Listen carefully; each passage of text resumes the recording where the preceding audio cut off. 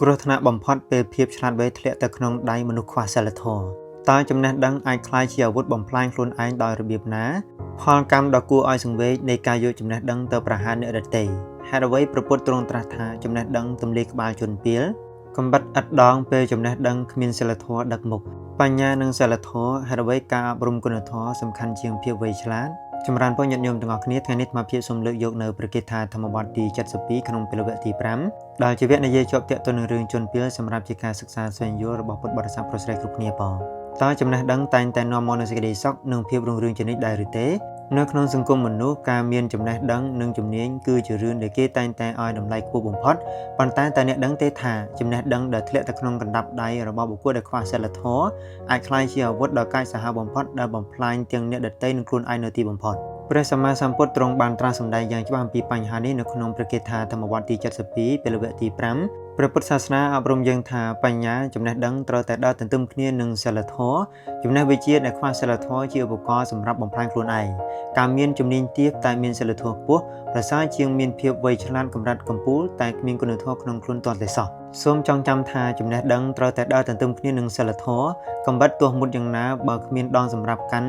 វានឹងមុតដៃអ្នកប្រើប្រាស់វិញជាមិនខានសូមអប់រំគុណធម៌ឲ្យបានមុនចំណេះដឹងប្រសិនបើអ្នកពេញចិត្តវីដេអូអប់រំនេះសូមជួយចែករំលែកដើម្បីជាធម្មទានទាំងអស់គ្នាផងអាត្មាភាពសូមលើកយកនៅព្រះគិថាធម្មបទទី72ក្នុងពេលវគ្គទី5ព្រមទាំងសាច់រឿងសេចក្តីអត្ថាធិប្បាយនិងឧទាហរណ៍មកបកស្រាយព្រះគិនជូនយ៉ាងក្បោះក្បាយសម្រាប់ជាការសិក្សាស្វែងយល់ផងព្រះគិថាធម្មបទទី72ពេលវគ្គទី5ព្រះបាលីព្រះសម្មាសម្ពុទ្ធព្រះអង្គទ្រង់ត្រាស់សម្ដែងថាយាវទេវអនដ្ឋាយៈញតੰពេលសៈជាយតិហន្តិពេលសៈសុកੰសੰមុទ្ធំអសវិបាតយ៉ាងប្រែសម្រួលជាភាសាខ្មែរថាចំណេះវិជ្ជាឬភាពវៃឆ្លាតកាត់ឡើងដល់ជនពាលគ្រាន់តែដើម្បីសេចក្តីវិន័យប៉ុណ្ណោះចំណេះវិជ្ជានោះរមែងកាត់បងនៅចំណែកនៃសេចក្តីល្អនិងទម្លាយនៅបញ្ញាឬក្បាលរបស់ជនពាលនោះឯងមុននឹងអត្ថាធិប្បាយនៅព្រះគិថាខាងលើនេះអាត្មាភាពសូមលើកយកនៅសាច់រឿងតាក់ទងនឹងព្រះគិថាគឺរឿងសេដ្ឋីគោដាក់ប្រែតព្រះសម្មាសម្ពុទ្ធទ្រង់ត្រាស់សម្ដែងព្រះគិថានេះឡើងនៅពេលដែលព្រះអង្គគង់នៅវត្តវេលវ័នដែលប្រពអំពីសេដ្ឋីគោដាក់ប្រែតដែលត្រូវញញួរដែកវាយដំក្បាលដំណើរនៃរឿងថ្ងៃមួយព្រះមហាមុគលាននិងព្រះលក្ខណៈបានចុះពីភ្នំគិជកោฏពេលនោះព្រះមហាមុគលានបានញញឹមក្រោយមកព្រះលក្ខណៈបានសួរពីមូលហេតុដែលលោកញញឹមព្រះមហាមុគលានក៏ឆ្លើយថាលោកបានឃើញប្រែតមួយមានរូបរាងគួរឲ្យសង្វេគដែលមានញញួរដៃក្រហមឆ្អៅកំពុងឆេះសន្ធោសន្ធៅចំនួន60វាយសម្ពងលើក្បាលជានិច្ចនៅចំពោះមុខព្រះពុទ្ធព្រះអង្គក៏បានបញ្ជាក់ថាព្រះអង្គក៏ធ្លាប់បានឃើញប្រែតនោះដែរហើយទ្រង់ក៏បានសម្ដែងអំពីអតីតជាតិរបស់ប្រែតនោះក្នុងអតីតជាតិប្រែតនេះគឺជាបរិមម្នាក់ដែលបានទៅរៀនសិល្បៈខាងចោលថ្មពីគ្រូម្នាក់រហូតដល់ចេះស្ទាត់ជំនាញអាចចោលថ្មទម្លុះស្លឹកឈើតាមរូបរាងដែលខ្លួនចង់បាន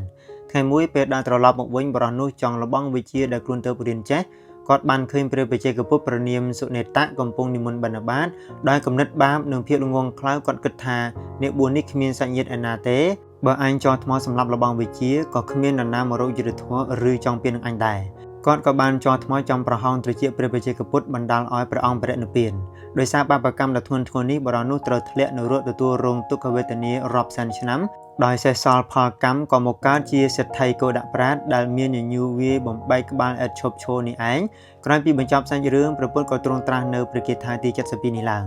អាត្មាភាពសូមធ្វើសេចក្តីអត្ថាធិប្បាយឲ្យក្បោះក្បាយនៅព្រះពុទ្ធដីកាខាងលើនេះអត្ថន័យនៃព្រះគិថានេះបង្ហាញយ៉ាងច្បាស់អំពីគ្រោះថ្នាក់នៃចំណេះដឹងដែលស្ថិតក្នុងដៃរបស់មនុស្សល្ងងខ្លៅជនពាលចំណេះវិជ្ជាដែលនាំមកនូវសេចក្តីវិន័យជាធម្មតាចំណេះដឹងនិងជំនាញជារឿងល្អប៉ុន្តែប្រសិនបើវាធ្លាក់ទៅក្នុងដៃអ្នកដែលមានគំនិតអាក្រក់ខ្វះសីលធម៌និងខ្វះព្រហ្មវិហារធម៌ចំណេះដឹងនោះនឹងក្លាយជាអាវុធបំផ្លាញទាំងអ្នកដទៃនិងខ្លួនឯងនៅទីបំផុតបុរសក្នុងរឿងមានជំនាញចោលថ្មយ៉ាងអស្ចារ្យតែជំនួសឲ្យការប្រើប្រាស់វាដើម្បីការពារខ្លួនឬធ្វើរឿងមានប្រយោជន៍គេបែរជាយកទៅសម្លាប់បុគ្គលបរិសុទ្ធដើម្បីត្រឹមតែជាលបងវិជ្ជាទៅវិញកាត់បងនៅសេចក្តីល្អហន្តិពេលសៈសុកੰសੰសេចក្តីល្អនៅទីនេះសំដៅលើកុសលធម៌សេចក្តីថ្លៃថ្នូរនិងអនាគតដ៏ភ្លឺស្វាងភាពឆ្លាតវៃរបស់ជនពាលរមែងធ្វើឲ្យគេមានមោទនភាពក្រអឺតក្រទមមើលងាយអ្នកដទៃនិងប្រព្រឹត្តទុច្ចរិតដែលជាហេតុបំផ្លាញកិត្តិយសនិងកុសលរបស់ខ្លួនឯងគ្មានសល់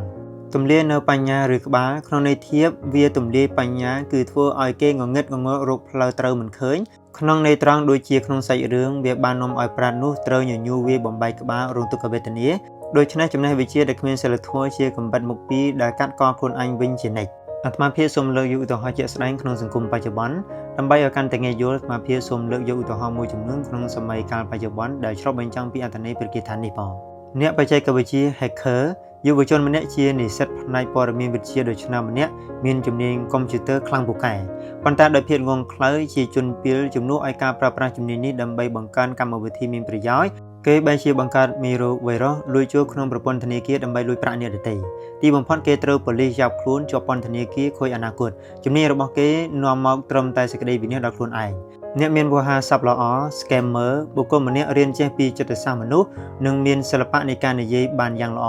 ប៉ុន្តែគាត់យកចំណេះនេះទៅបោកប្រាស់ scam ប្រជាជនស្លូតត្រង់ឲ្យវិនិយោគខ្យល់ដើម្បីយកប្រាក់ពេលច្បាប់តាមទាន់ក៏ត្រូវបាត់បង់ទ្រព្យសម្បត្តិកិត្តិយសគ្រួសារនិងសេរីភាពអ្នកវិទ្យាសាស្ត្រឬអ្នកជំនាញអាវុធបុគ្គលដែលចេះបង្កើតអាវុធគីមីឬគ្រឿងញៀនដោយសារតែភាពវៃឆ្លាតផ្នែកគីមីវិទ្យាចំណេះវិទ្យានេះមិនត្រឹមតែបំផ្លាញសង្គមជាតិប៉ុណ្ណោះទេតែវាក៏ប្រហារជីវិតនិងក្តីសុខក្នុងផ្លូវចិត្តរបស់គេផ្ទាល់ផងដែរសរុបសេចក្តីមកព្រះពុទ្ធសាសនាអប់រំយើងថាបញ្ញាចំណេះដឹងត្រូវតែដើរទន្ទឹមគ្នានឹងសីលធម៌ចំណេះវិជ្ជាដែលខ្វះសីលធម៌ជាឧបករណ៍សម្រាប់បំផ្លាញខ្លួនឯងការមានជំនាញទាបតែមានសីលធម៌ខ្ពស់ប្រសើរជាងមានភាពវៃឆ្លាតកម្រិតកំពូលតែគ្មានគុណធម៌ក្នុងខ្លួនដើម្បីឲ្យការយល់ដឹងអំពីប្រគាថាទី72ក្នុងពេលវគ្គនេះកាន់តែមានភាពស៊ីជម្រៅនិងទូលំទូលាយថែមទៀតអាត្មាភាពសូមធ្វើការបកស្រាយលម្អិតចូលទៅនៅក្នុងទិដ្ឋភាពផ្លូវចិត្តទស្សនវិជ្ជានិងគោលធម៌ព្រះពុទ្ធសាសនាដូចខាងក្រោមទី1ភាពខុសគ្នារវាងចំណេះដឹងនិងបញ្ញាចំណុចសំខាន់បំផុតនៅក្នុងប្រគាថានេះគឺព្រះពុទ្ធទ្រង់ប្រើពាក្យថាញត្តតាំងការដឹងត្រឹមតែជំនាញឬបច្ចេកទេសមិនមែនពាក្យថាបញ្ញាការយល់ដឹងទូលំទូលាយស្គាល់ហេតុផលនិងបនបាននោះទេចំណេះដឹងរបស់ជនពាលអាចមានការចងចាំល្អអាចរៀនពូកែនិងមានជំនាញកម្រិតកំពូលដោយបរិះចេះសិល្បៈចលថ្មប៉ុន្តែចំណេះដឹងនេះដំណើរការទៅដោយគ្មានត្រីវិស័យសិលធម៌គេដឹងទៅពីរបៀបធ្វើតែគេមិនយល់ពីផលវិបាកនៃការធ្វើនោះទេអវត្តមាននៃបញ្ញាដោយសារខ្វះបញ្ញាទើបជនពាលមិនជឿលើកម្មផលហេតុនិងផលដែលជាហេតុធ្វើឲ្យគេហ៊ានប្រព្រឹត្តអំពើអាក្រក់ដោយឥតញញើតទី2ដំណើរដែលចំណេះវិជ្ជានាំទៅរកសេចក្តីវិនាសអនត្ថាយៈហេតុអ្វីបានជាចំណេះដឹងធ្វើឲ្យជនពាលវិនាសដំណើរការនេះកាត់ឡើងតាមរយៈផ្លូវចិត្តការកើនឡើងនៅអស្មិមានៈភាពអំនួតនិងការក្រអឺតក្រទមពេលជនពាលចេះដឹងអ្វីមួយគេរមែងដំកើងខ្លួនឯងគិតថាខ្លួនអស្ចារ្យជាងអ្នកដទៃ ego ភាពក្រអឺតក្រទមនេះធ្វើឲ្យគេងងឹតភ្នែកមើលស្រាយជីវិតអ្នកដទៃនិងបាត់បង់ការគោរពចំពោះគុណធម៌ភាពប្រហែសធ្វើឲ្យខ្វះការពិចារណាសេចក្តីល្ងងបាត់បង់ក្នុងសាច់រឿងប្រុសនោះគ្រាន់តែចង់លបងវិជាដៃរបស់ខ្លួនដោយមិនខ្វល់ថាគោលដៅនោះជាមនុស្សឬសត្វឡើយនេះបង្ហាញថាចំណេះដឹងរបស់គាត់បានបាត់បង់ក្តីមេត្តាធម៌ទាំងស្រុងទី3ការបកស្រាយពាក្យថាសុកੰសាំងចំណែកនៃសេចក្តីល្អពាក្យសុកੰសាំងមកពីពាក្យថាសុកៈដែលប្រែថាសឬព្រឺស្វាងបូកនឹងអង្សៈដែលប្រែថាចំណែកឬផ្នែកប្រែរួមបញ្ចូលគ្នាថាចំណែកសឬចំណែកនៃសេចក្តីល្អ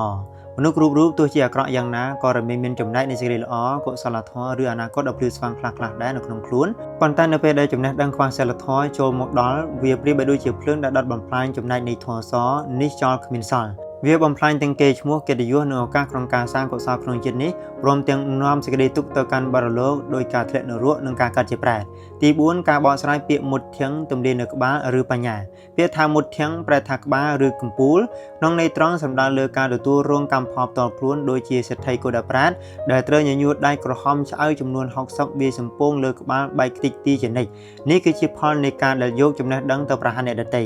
ក្នុងន័យធៀបក្បាលគឺជាទីតាំងនៃបញ្ញាស្មារតីការគិតពិចារណានិងជាអវយវៈដ៏ខ្ពង់ខ្ពស់បំផុតការដែលចំណេះដឹងទម្លាយនៅក្បាលមានន័យថាភាពអំនួតនិងអំពើបាបបានវាបំបែកនៅការគិតពិចារណាដែលត្រឹមត្រូវសមាធិធ្វើឲ្យជននោះលែងស្គាល់ខុសត្រូវคล้ายជាមនុស្សងងឹតងងល់ទាំងស្រុងនិងទម្លាក់ខ្លួនឯងពីភាពជាមនុស្សថ្លៃថ្នូរទៅជាមនុស្សថោកទាបទី5ការទាញយកប្រយោជន៍សម្រាប់អនុវត្តក្នុងជីវិតធម្មប្រតិបត្តិព្រះគាថានេះមិនត្រឹមតែជាការរៀបរាប់ពីទោសកំហុសរបស់ជនពាលប៉ុណ្ណោះទេតែជាការដាស់តឿនស្មារតីយ៉ាងខ្លាំងដល់បរិស័ទគ្រប់រូបត្រូវអប់រំសិលមុនសិល្បៈជំនាញមុននឹងរៀនយកចំណេះដឹងឬបង្រៀនកូនចៅនៅជំនាញណាមួយត្រូវប្រកាសថាពួកគេមានសិលធម៌ព្រមវិហារធម៌មេត្តាករុណាមុទិតាឧបេក្ខាជាមូលដ្ឋានគ្រឹះជាមុនសិនជំនាញប្រៀបដូចជាកំបិតសិលធម៌ប្រៀបដូចជាដងកំបិតដែលគ្មានដងរមែងមុតអាចដៃអ្នកកាន់ចនិចត្រូវមានសតិសម្បជញ្ញៈរកពេលប្រើប្រាស់ចំណេះដឹងត្រូវចេះសួរខ្លួនឯងចនិចថាតើចំណេះដឹងនិងសមត្ថភាពដែលខ្ញុំកំពុងមាននេះកំពុងផ្ដល់ផលប្រយោជន៍ឬផ្ដល់ទុក្ខទោសដល់ខ្លួនឯងនិងអ្នកដទៃជារួមមកព្រះគាថាទី72នេះគឺជាទស្សនវិជ្ជាដ៏ជ្រាលជ្រៅមួយដែលព្រមានយើងថា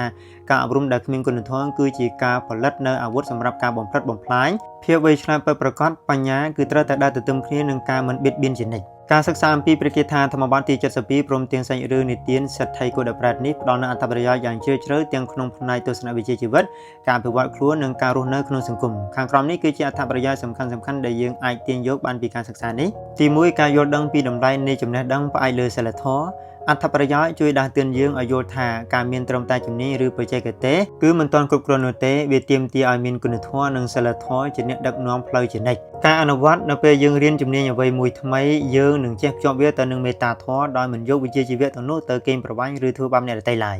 ទី2ជំរុញឲ្យមានសតិសម្បជញ្ញៈមុននឹងធ្វើសកម្មភាពអត្ថប្រយោជន៍សាច់រឿងនេះបង្ហាញពីគ្រោះថ្នាក់នៃការសាកល្បងដោយខ្វះការគិតបរិសុទ្ធនោះគ្រាន់តែចង់ល្បងវិជ្ជាតែបានសម្រាប់ព្រះបច្ចេកពុទ្ធនេះបង្រៀនយើងកុំឲ្យធ្វើអ្វីតាមតែអារម្មណ៍មួយឆាវឬគិតតែពីភាពសប្បាយផ្្លាត់មាត់ផ្្លាត់ដៃដោយមិនខ្វល់ពីអ្នកដទៃ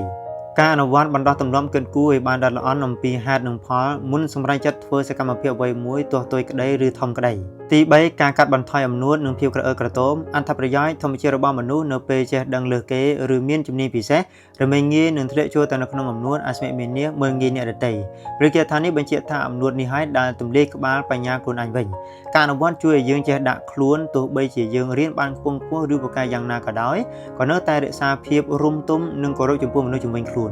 ទី4ភាពជឿជាក់លើច្បាប់កម្មផលយ៉ាងមុតមាំ